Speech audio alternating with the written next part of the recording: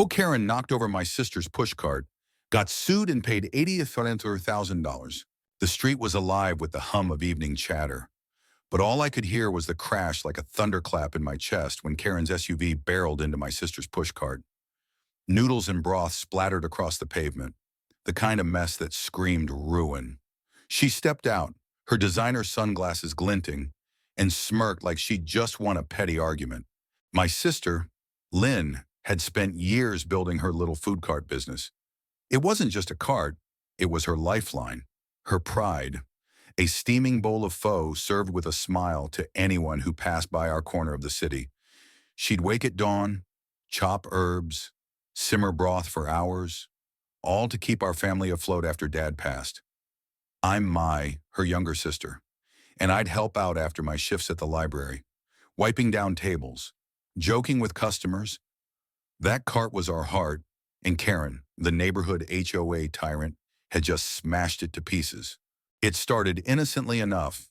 Lynn's cart sat on a busy street near our apartment, a spot she'd rented legally from the city.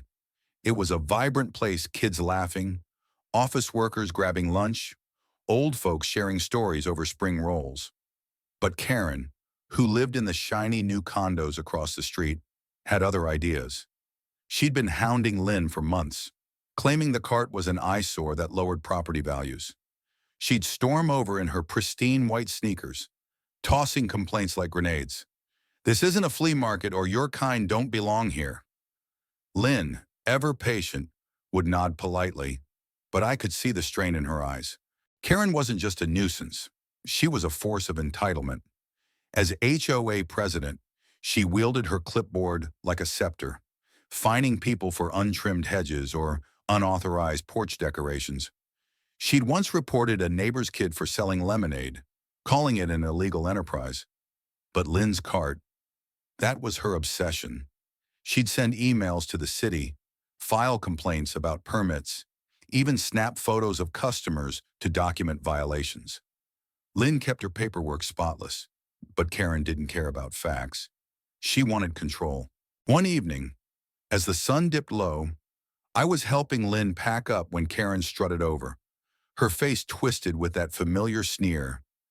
"You're still here," she snapped, hands on hips. "I told the city this cart is a health hazard. You're done." Lynn calmly explained again that her permits were valid, but Karen wasn't listening. She leaned in close, her voice low and venomous. "You're ruining my neighborhood. Pack up, or I'll make you." I stepped forward, my blood boiling. "Leave her alone, Karen. You don't own this street." Her eyes narrowed, and for a moment, I thought she'd back off. But then she laughed a sharp, mocking sound and turned on her heel. "You'll see," she said, stalking back to her SUV. I thought that was the end of it. I was wrong. The next day, it happened. Lynn was serving a line of regulars when Karen's SUV roared up. Too close, too fast. I was across the street, dropping off a library book, when I heard the screech of tires and the sickening crunch. The cart tipped, its metal frame buckling, broth spilling like blood onto the asphalt. Customers gasped, some scattering, others frozen. Lynn stood there, hands trembling, staring at the wreckage of her dream. Karen stepped out, not a hint of remorse. "Oops," she said, shrugging. "Maybe now you'll listen." I ran over, my heart pounding. "You did that on purpose," I shouted, my voice shaking with rage. Karen rolled her eyes. "Prove it," she said, climbing back into her SUV. As she drove off, I saw Lynn's face crumple, and something in me snapped. This wasn't just about a cart.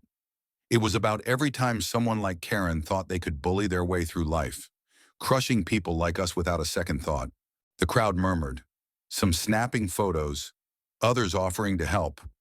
A man in a faded jacket, Mr. Tran, a regular who always ordered extra beef, stepped forward.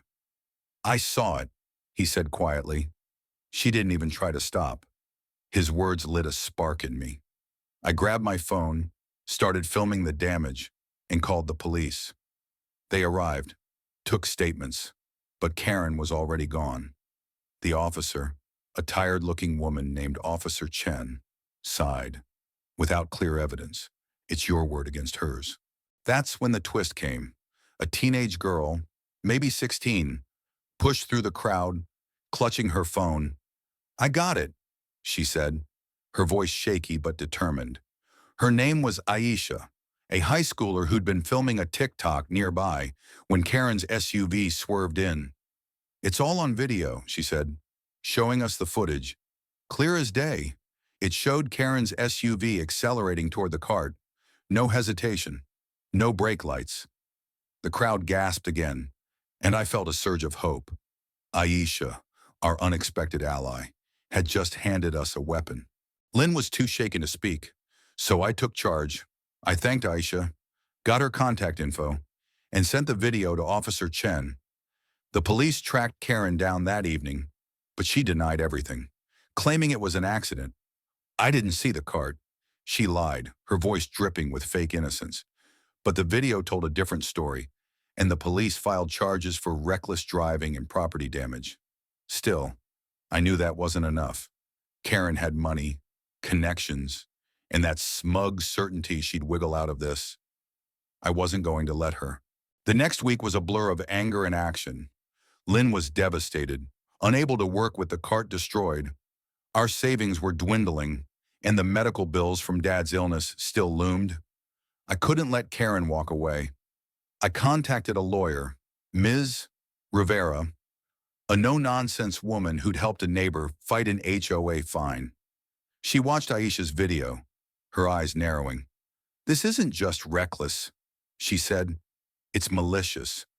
We're going for everything: property damage, lost income, emotional distress. Ms. Rivera dug into Karen's history, uncovering a pattern of bullying. She'd been sued twice before for harassing neighbors, settling out of court both times. She's slippery, Ms. Rivera warned, but this video is gold.